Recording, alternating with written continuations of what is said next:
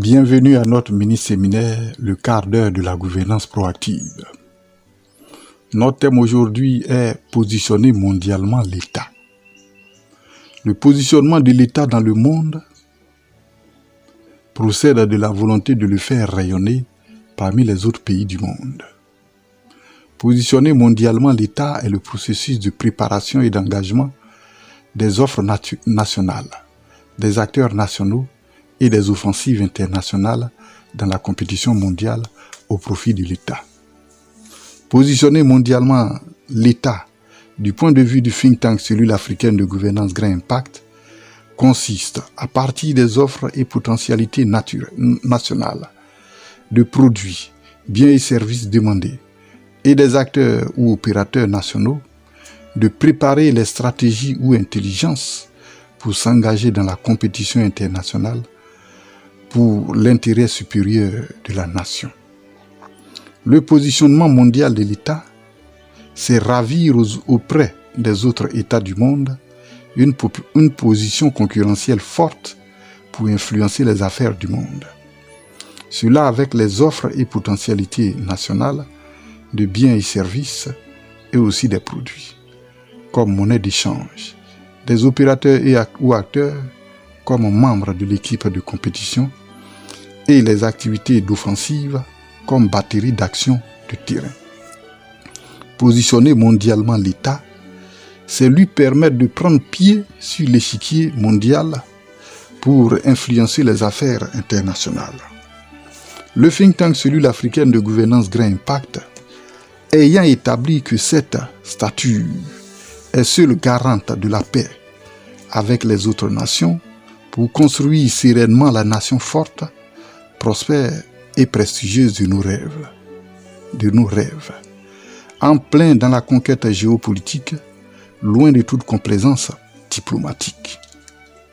Bonjour mesdames, mesdemoiselles et messieurs, intéressés de la chose politique en Côte d'Ivoire et dans le monde, nous sommes le think tank Cellule africaine de gouvernance Grand Impact. Nous sommes une organisation de type associative, dit think tank ou réservoir d'idées. Nous sommes spécialisés dans la gouvernance de l'État, des collectivités et des institutions. Nous intervenons dans les services d'élaboration de stratégies électorales et d'élaboration de systèmes et politiques de gouvernance pour dynamiser le fonctionnement et activités des organisations et les promouvoir économiquement et socialement.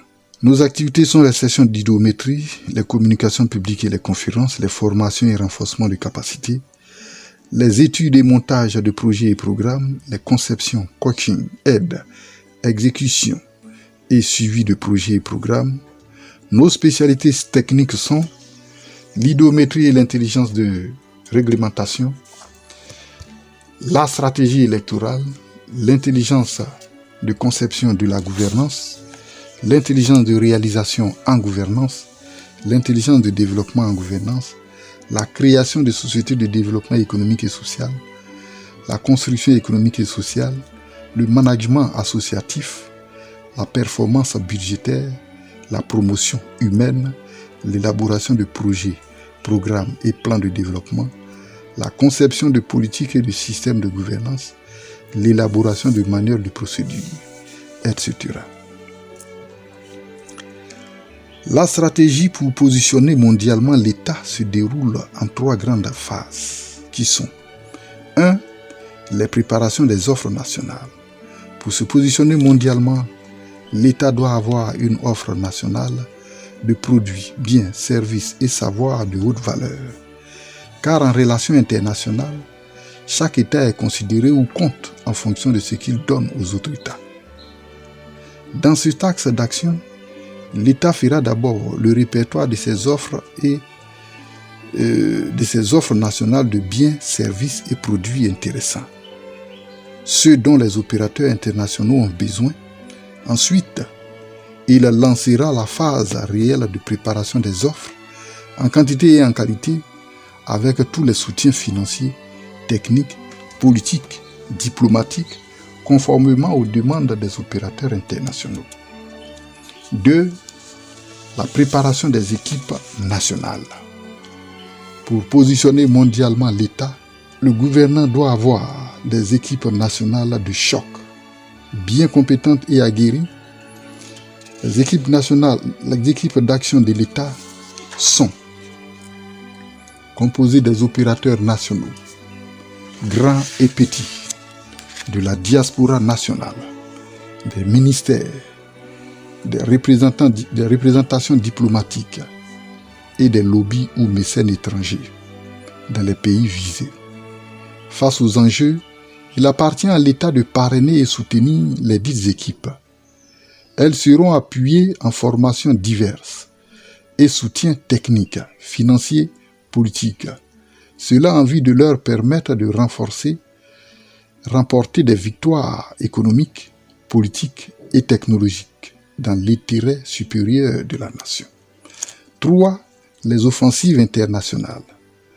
Pour se positionner mondialement, après toutes les préparations des offres et équipes nationales, l'État doit passer à l'action. Cela en 10 actions clés. La première, ce sont les synergies nationales et internationales. Les opérateurs nationaux et régionaux mutualisent leurs forces internes et pour s'assurer d'honorer à leurs engagements internationaux. La deuxième action, c'est l'appartenance communautaire. Les opérateurs nationaux adhéreront aux organisations nationales et mondiales pour participer et décider aussi des affaires de leur domaine d'activité. La troisième action est le positionnement institutionnel des citoyens. L'État soutiendra toujours la candidature des citoyens au poste de commandement des organisations internationales ou mondiales. Les bénéfices ou faveurs institutionnelles pouvant dépendre de celui qui les anime. 4. Les actions en éco-diplomatie. Les représentations diplomatiques de l'État en terre étrangère parraineront, soutiendront, défendront tous les acteurs et opérateurs nationaux à l'étranger. Les missions diplomatiques des pays, des acteurs en besoin de partenariat et de relations d'affaires devront être des facilitateurs et catalyseurs dynamiques de mise en relation et de garantie financière d'affaires. 5e action, les partenariats internationaux. L'État ici soutiendra, parrainera à bout de bras les initiatives partenariales des opérateurs nationaux. L'État pourrait même créer des bureaux dédiés avec capacité réelle de soutien et d'accompagnement des opérateurs nationaux. 6e action, la promotion de l'image nationale. La diaspora et les représentations diplomatiques de l'État engageront de vraies campagnes publicitaires de l'État à l'étranger, histoire de booster l'attrait de l'État pour les visiteurs du monde entier.